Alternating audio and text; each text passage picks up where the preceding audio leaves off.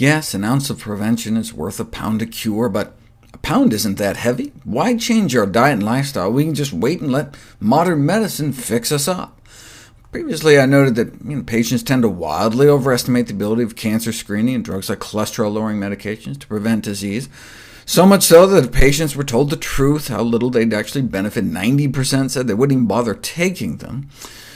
The reason we should eat healthier rather than just counting on a medical techno-fix is that the same overconfidence may exist for treatment, too.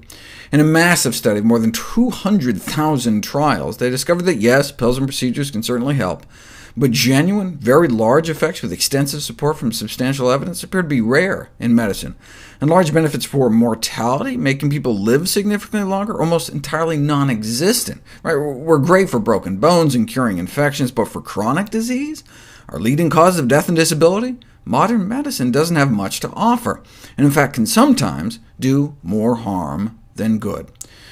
In my Uprooting the Leading Cause of Death talk, I noted that side effects from prescription drugs kill an estimated 100,000 Americans every year, in effect making medical care the sixth leading cause of death in the United States. But that's just for the deaths from taking medications as prescribed. Another 7,000 deaths occur from getting the wrong medication by mistake. 20,000 deaths from other errors in hospitals. Hospitals are dangerous places. An additional 80,000 of us die from hospital-acquired infections, more recently estimated at 99,000 deaths. But can you really blame doctors for these deaths? You can when they don't wash their hands.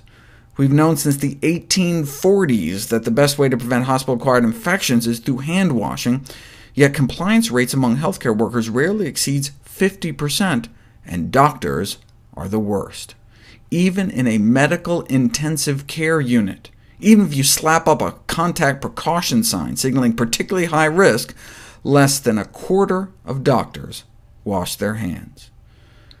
Many physicians greeted the horrendous mortality data due to medical error with disbelief, and concerned that the information would undermine public trust. But if doctors still won't even wash their hands, how much trust do we deserve? So you could go in for a simple operation and come out with a life-threatening infection, or not come out at all. And 12,000 die from surgeries that were unnecessary in the first place. For those keeping score, that's 225,000 people dead from iatrogenic causes, meaning death by doctor, death by medical care. And that's mostly just for patients in a hospital. In an outpatient setting, adverse effects can send millions to the hospital and result in perhaps 199,000 additional deaths. And this is not including all those just non-fatally injured, like, oops, we accidentally amputated the tip of your penis. And these estimates are on the low end. The Institute of Medicine estimated that deaths from medical errors may kill up to 98,000 Americans. That would bump us up to 284,000 dead. But even if we stick to the lower estimate, the medical profession constitutes the third leading cause of death in the United States. It goes heart disease, cancer, then me.